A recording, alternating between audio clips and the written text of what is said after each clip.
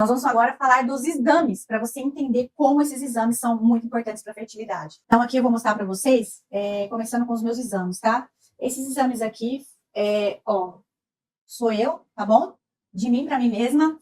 Esses exames eu tenho aqui, 45 anos, aqui no cantinho, vocês estão vendo aqui na tela, no cantinho. E eu fiz esses exames dia 9 de novembro de 2024, novembro do ano passado, tá? Então, vamos lá. Glicose de jejum, todo mundo já fez esse exame, glicose de jejum. Por que esse exame é importante? Glicose é energia celular. Eu preciso de energia para viver, para poder duplicar a célula, para o bebê crescer. Eu preciso de energia para produzir hormônios, nutrientes. Então, a gente tem como fonte primária glicose. Glicose vem da nossa alimentação. E aí, quando você olha aqui na referência do laboratório, presta atenção. Os exames de fertilidade, eles têm referência para fertilidade. Na referência do laboratório, se você observar aqui, é 60 a 99, tá bom?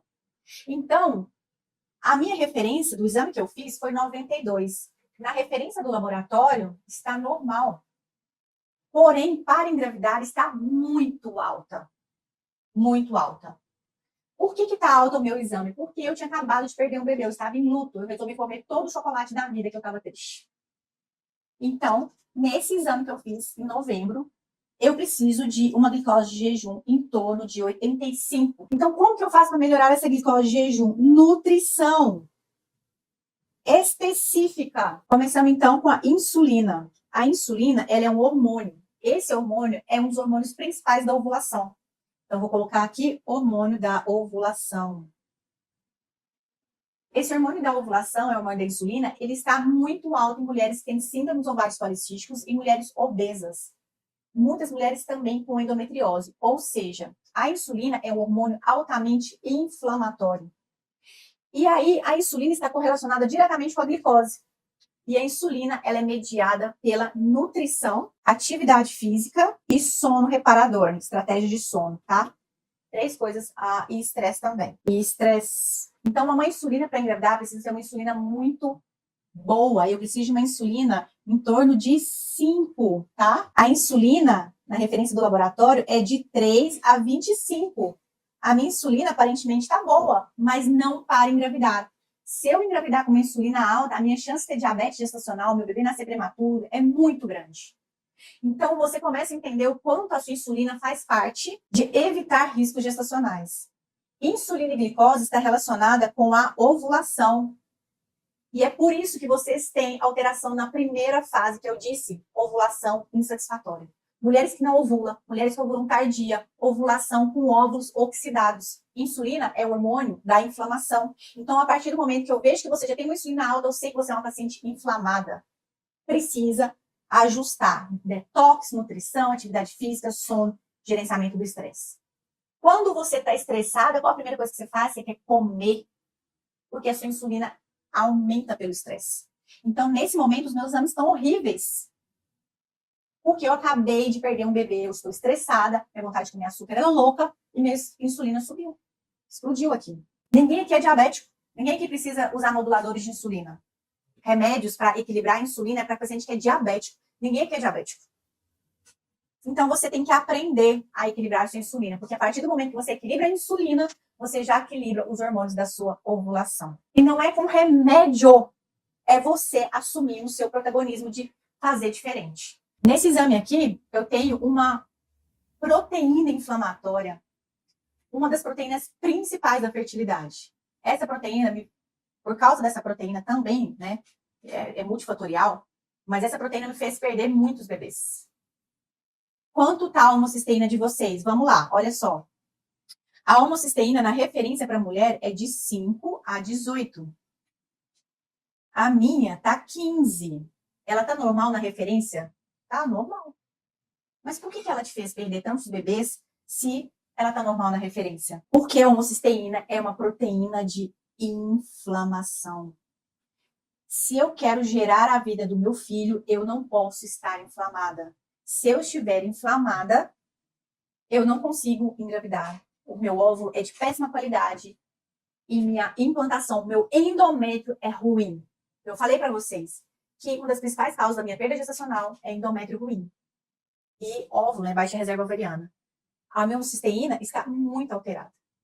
E o pior, Quem tem homocisteína alterada com MTHFR positivo? Quem tem esse exame positivo aí, me conta? Com homocisteína alterada faz o quê? Trombofilia. Eis de uma das causas da trombofilia, MTHF com homocisteína alterada. A homocisteína é uma proteína inflamatória e em mulheres que têm MTHFR aumenta o risco considerável de ter perda gestacional por trombofilia, piora sua reserva ovariana, piora a implantação, piora sua endometriose, piora mioma. E qual é o valor de referência da homocisteína para engravidar? Menor do que 8. Então, como que faz para desinflamar? Fazendo um método 7 pilares da fertilidade. Todo o método 7 pilares da fertilidade do programa Conceber, todo ele, do começo ao fim, tem como um dos princípios a desinflamação. Por que a Thalita está tão alta assim? Porque eu estava pós-luto. Luto não, em luto, na verdade, né? Você acha que eu estava fazendo atividade física? Você acha que eu estava comendo? Você acha que eu estava estresse aqui nas alturas? Você acha que eu estava dormindo? Eu estava chorando, compulsiva, comendo o mundo.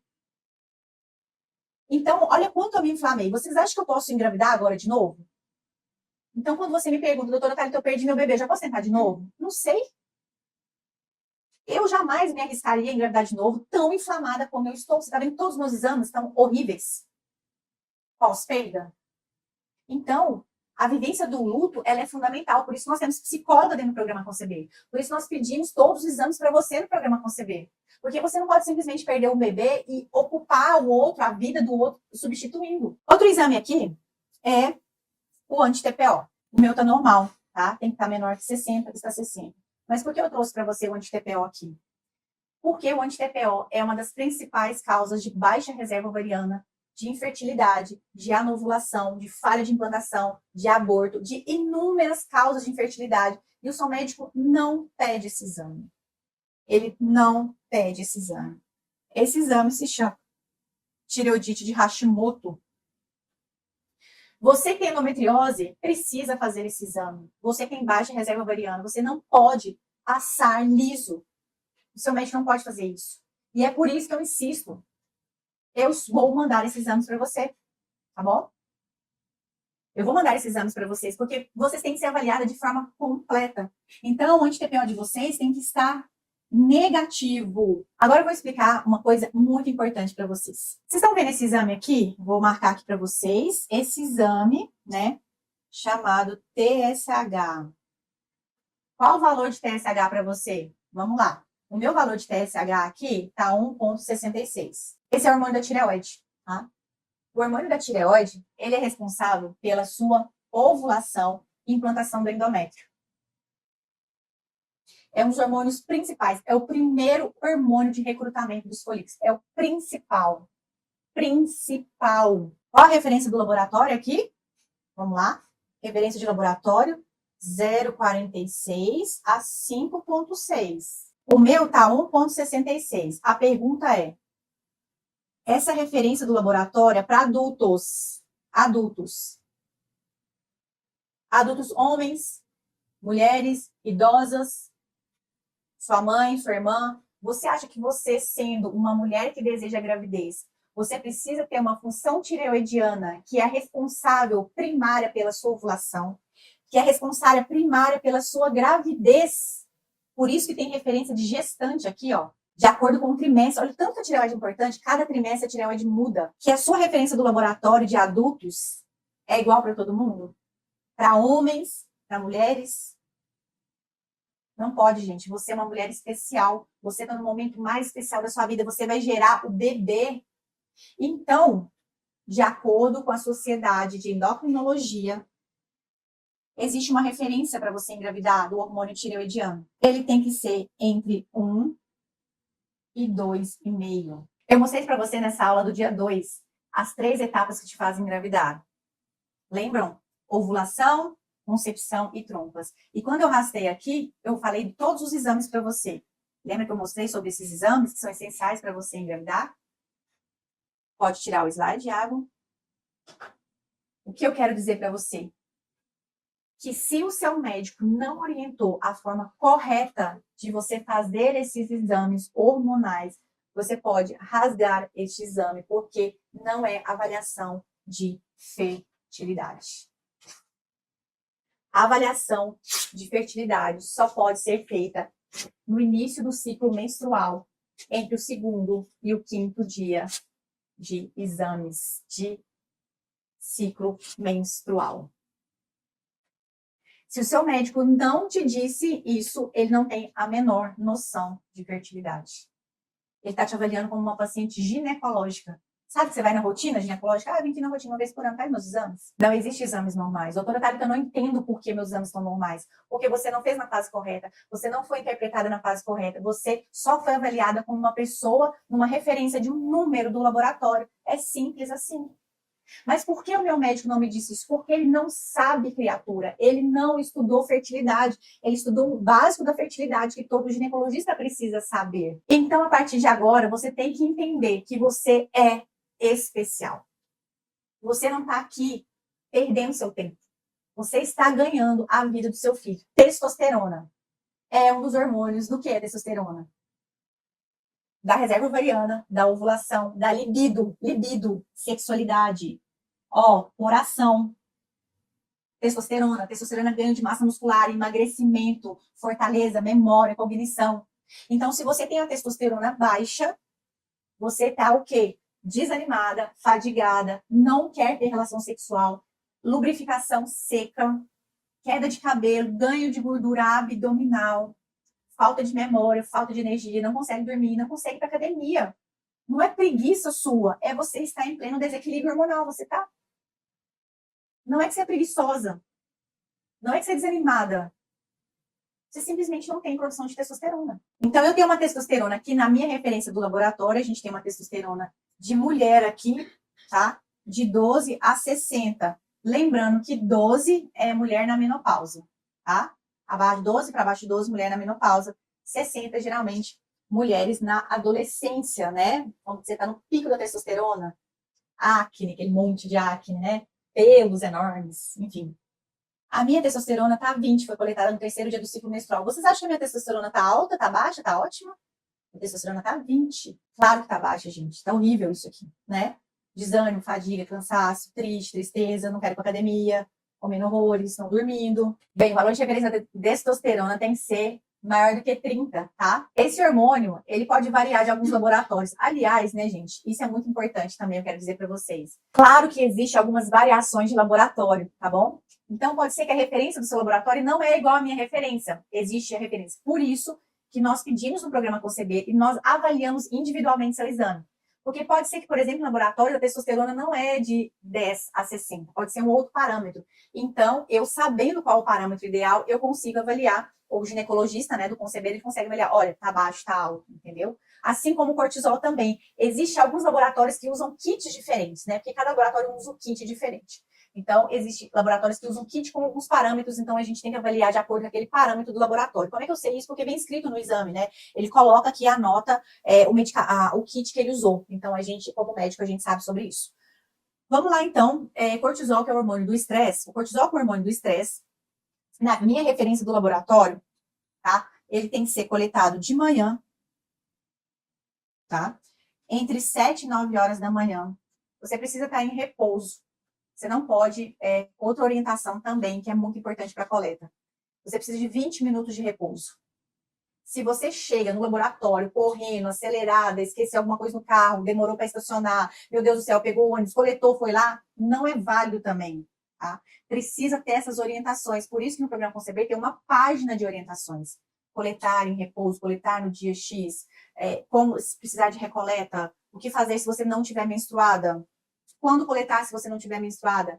Gente, são esses detalhes que te ajudam. Entende? Porque fica esse falso, meus exames estão normais. Claro, você coletou errado, você não foi orientada, você não fez a forma certa, então tá normal. Então, cortisol é o hormônio do estresse. E qual é um dos 7 pilares do conceber? Gerenciamento do estresse. Porque o cortisol é o hormônio que faz o quê? Ovulação. Ele está relacionado com a sua ovulação. Se você está estressada, a sua ovulação ou é tardia, ou ela é precoce demais, ou você não ovula. Então, quando você olha na referência do laboratório aqui, a referência do laboratório é entre 5 e 22. 5 e 22, o meu tá 10. Será que tá bom?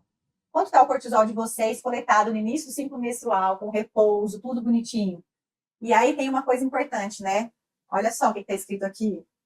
Não pode ter usado corticoide, não pode ter usado medicamento contendo outros hormônios, não pode ter usando antibiótico, não pode ficou sem acordar, acordou de noite. Então, veja só uma coisa muito importante, tá? O cortisol, ele é feito entre 3 e 4 horas da manhã. O cortisol é produzido entre 3 e 4 horas da manhã, tá? Você acorda nesse horário? O que eu disse para vocês? Que eu estava dormindo tarde, eu estava chorando, com insônia, não estava dormindo direito.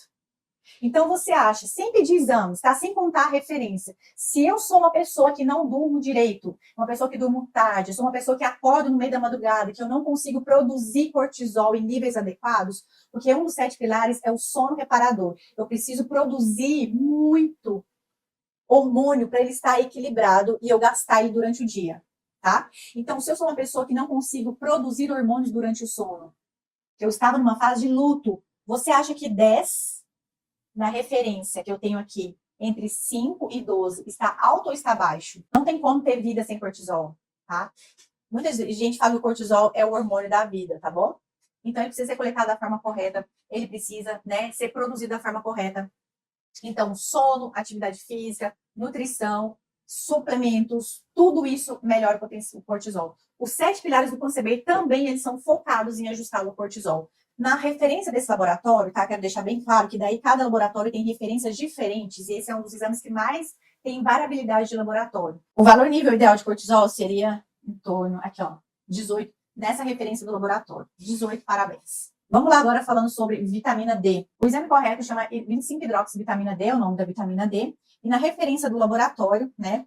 A referência do laboratório é entre 20 e 60. Qual é o nível ideal para engravidar da vitamina D? Maior que 40. Para você engravidar, você precisa ter um nível de vitamina D maior que 40. Então, a gente vai orientar a sua suplementação no programa Conceber. Então, através da suplementação, é importante a vitamina D. Porém, deixa eu te falar, grupos de risco. Quem são pessoas do grupo de risco? Baixa reserva ovariana, mais de 40 anos, endometriose, SOP, aborto, pacientes com doença autoimune. Mulheres que têm essas alterações fazem parte do grupo de risco. Então, a sua vitamina D, para quem é da parte do grupo de risco, precisa ter uma vitamina D maior que 60, ok? E aqui a vitamina B12, a principal vitamina de metilação do DNA. A principal vitamina de conversão do ácido fólico que você toma. Se você quer ter filhos saudáveis, né, geneticamente, uma das principais vitaminas é a B12. Então, vou anotar aqui, a vitamina D tem que ser maior que 500, tá? Só que para você absorver a vitamina D do B12, é preciso detox, porque não adianta de entupir de braxicas, que a Gabi sempre fala, se o seu intestino não absorve. Se o seu intestino, nem se você ficar tomando cápsulas de B12. Não adianta ficar suplementando o seu intestino e estar intoxicado. E é por isso que a primeira etapa do programa Conceber. O ferro transporta oxigênio.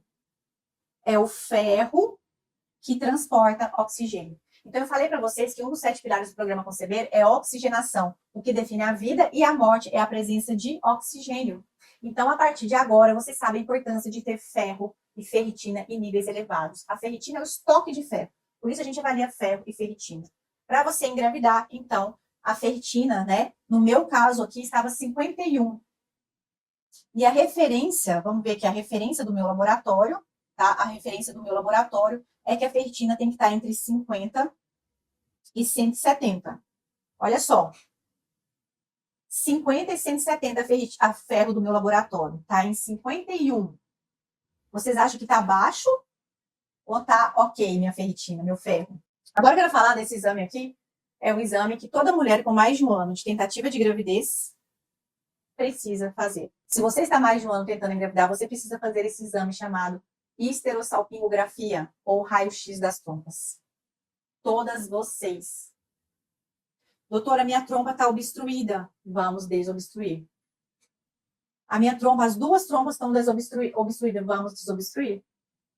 É sempre tratar a causa base.